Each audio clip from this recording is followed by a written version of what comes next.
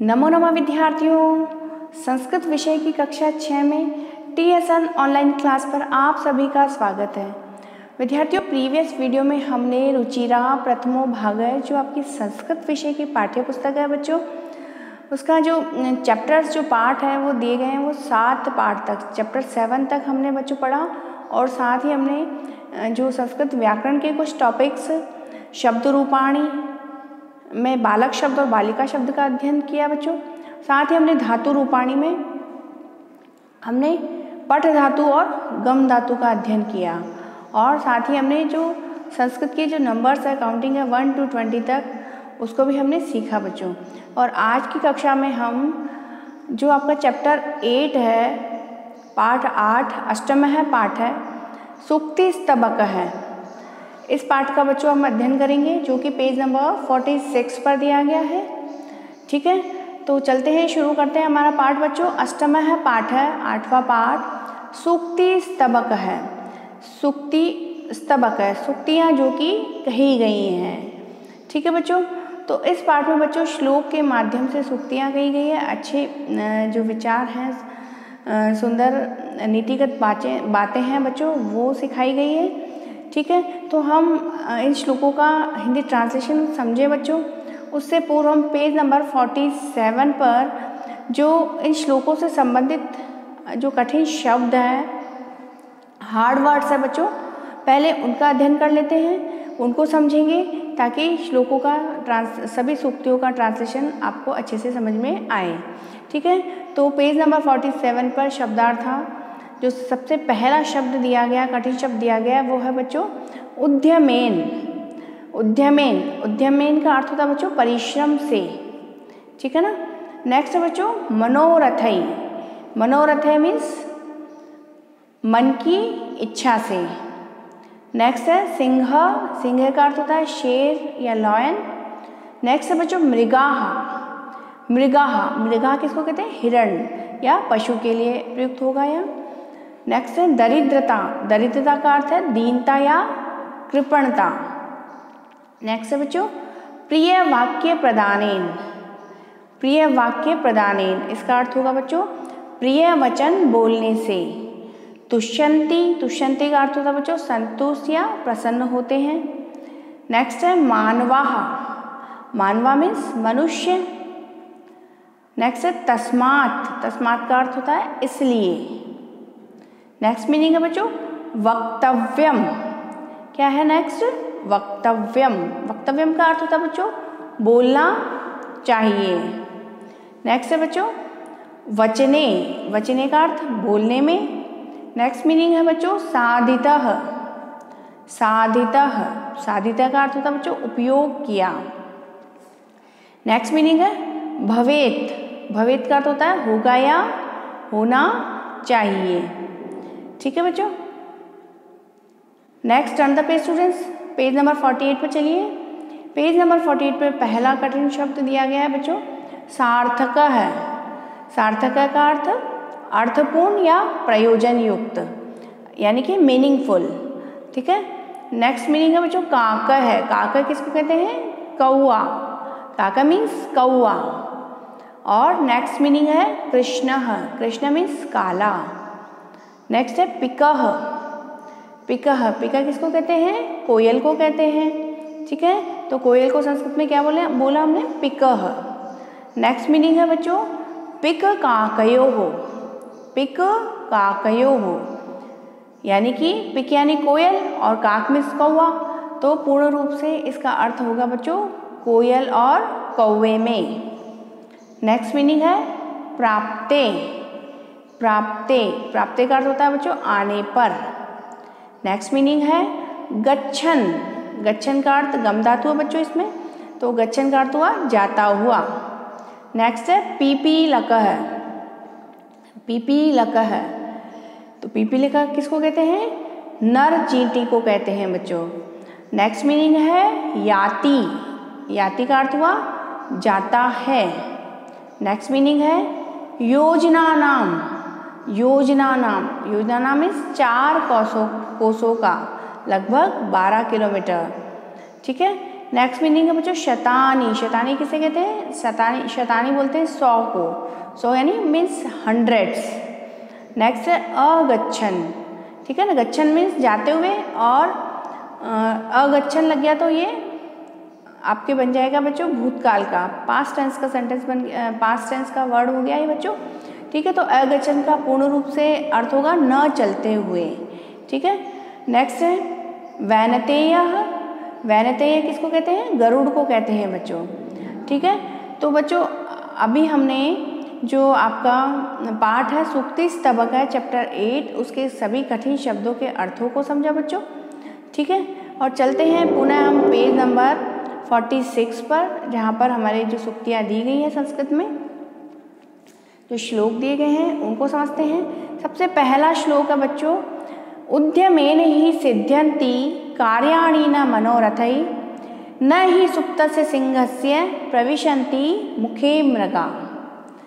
क्या लिखा है? रिपीट कर देती हूँ मैं, आप लोग अच्छे से सुने। सस्वर गायन भी सिखा देती हूँ, वो भी सुन लीजिए। अब सस्वर गायन कर लेते हैं एक बार। उद्यमेन ही सिद्ध्यन्ति कार्याणि न मनोरथै न ही सुप्तस्य सिंहस्य प्रविशन्ति मुखे मृगः, ठीक है ना बच्चों। तो अर्थ भी समझते हैं हम। उद्यमेन, उद्यमेन मीन्स परिश्रम से, सिद्ध्यन्ति यानी सिद्ध होते हैं। कार्याणि, जो कार्य होते हैं बच्चों वो परिश्रम से सिद्ध होते हैं। न मनोरथ है, यानी कि मनोरथ सिर्फ मन की इच्छा करने से कार्य सिद्ध नहीं होते हैं। जिस प्रकार की अगली लाइन है, न ही सुप्तस्य सिंहस्य प्रविशन्ति मुखे मृगः। सुप्तस्य, सुप्तस्य मीन्स सोए हुए, सिंहस्य यानी शेर के, प्रविशन्ति यानी प्रवेश करता है, और मुखे मृगः, मुख में मृगा, मृगा में हिरण या पशु।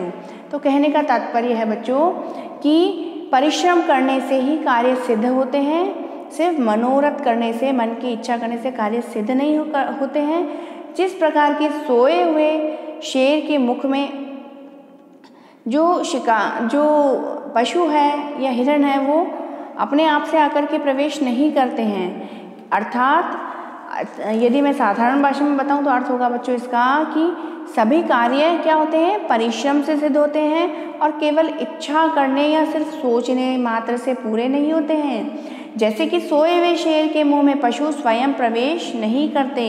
शेर को क्या करना पड़ता है? शेर को उनका शिकार करना पड़ता है, यानी कि शेर को भी उद्यम करना पड़ेगा, अपने शिकार के पीछे दौड़ना पड़ेगा, भागना पड़ेगा, तब जाके अपने शिकार को पकड़ पाएगा, ठीक है ना। तो क्या शिक्षा मिली हमें इस श्लोक से?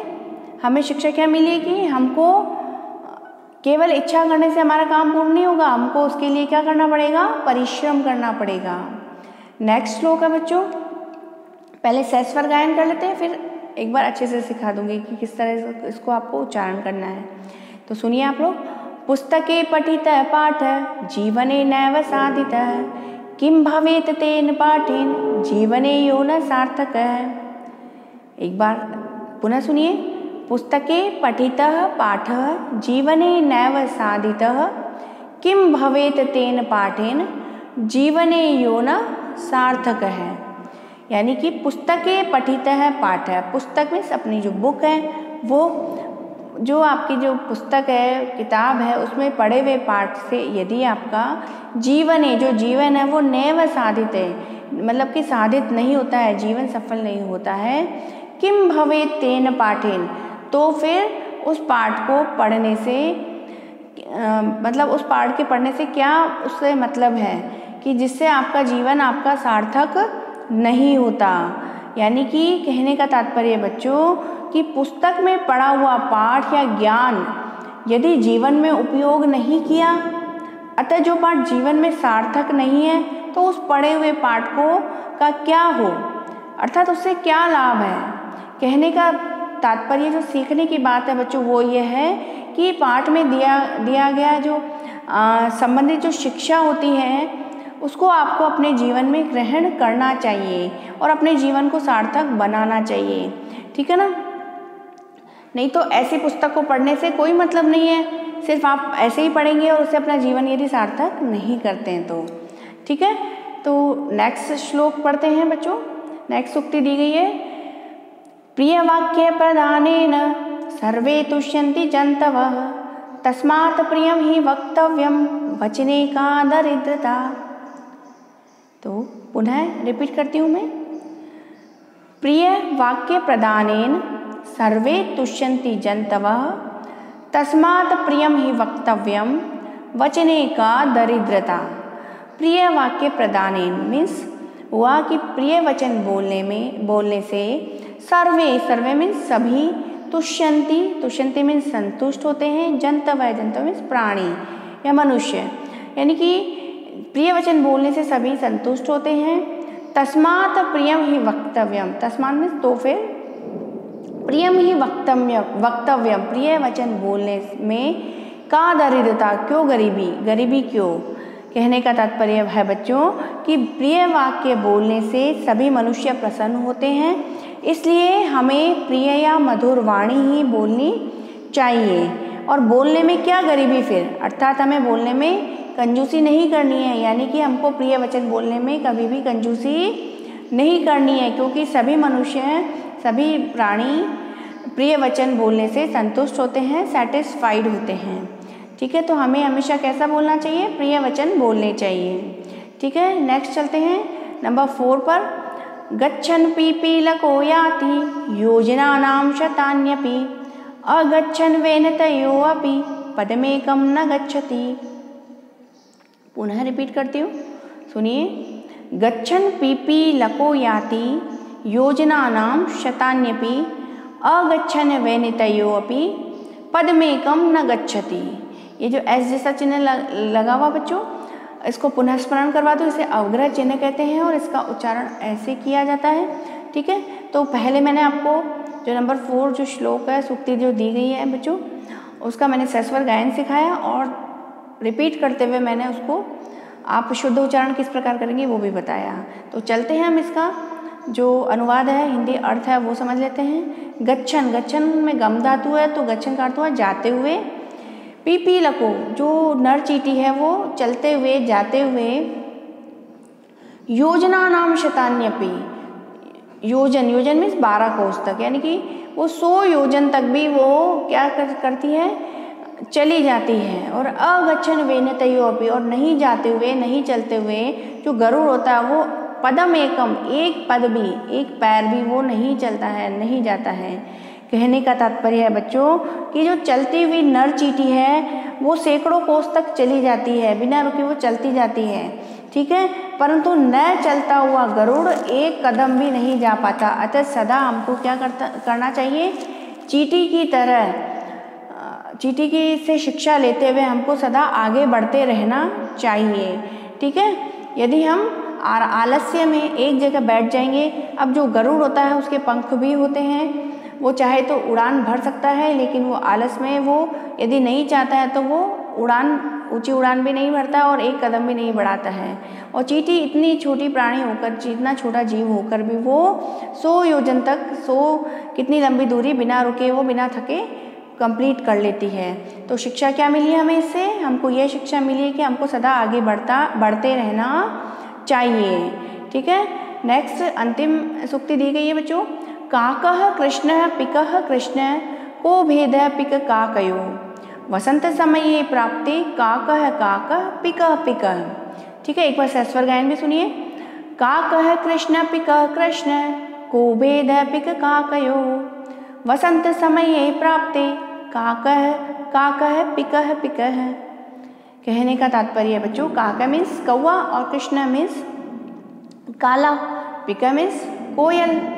ठीक है ना, तो जो काकः कृष्ण है, पिकः कृष्ण, यानी कि जो कौवा होता है वो भी काला होता है और कोयल होती है वो भी काली होती है।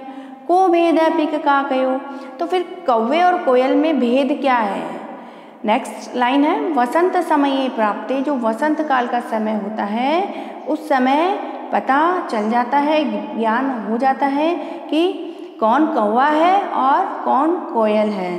कहने का तात्पर्य बच्चों अर्थात यह है कि कौवा भी काला होता है और कोयल भी काली होती है।